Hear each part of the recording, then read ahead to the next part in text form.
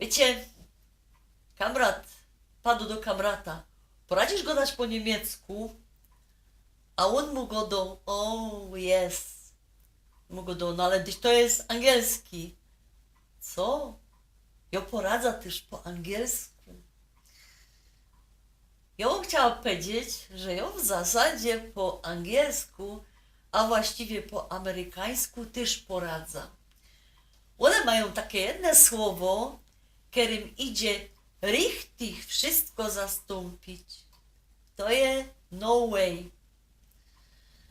Dajmy na to, baba hopu nie uważyła obiodu. Padło mu no way. Idzie hop do bankomatu, wkłada ta karta, a bankomat mu padł no way. Próżno kasa. Nie zapłacił rachunku, chce dzwonić. No way.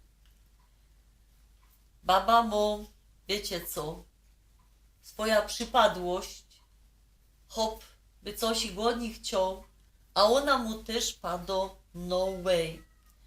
A dyć Ślązok, to by się w takich Ameryce pięknie poradził. On by się tam odnalazł. Bo my też mamy takie słowo. I to jest słowo, taki szperchok, taki wytrych, łunaczyć. Dajmy na to, birna mi się przepoliła, to ja sam padłem synkowi, wyłonacz mi ta birna. Ida do szewca, co by mi zola dał nowo, złonaczcie mi ta zola. Dyć tak na dobro sprawa, każde słowo i w śląskim, i w polskim, i w amerykańskim idzie tym łonaczyniem zastąpić. Dziołcha, nie łonacz się, bo ci złonaczą dziecko. No tak i tak ją złonaczyli.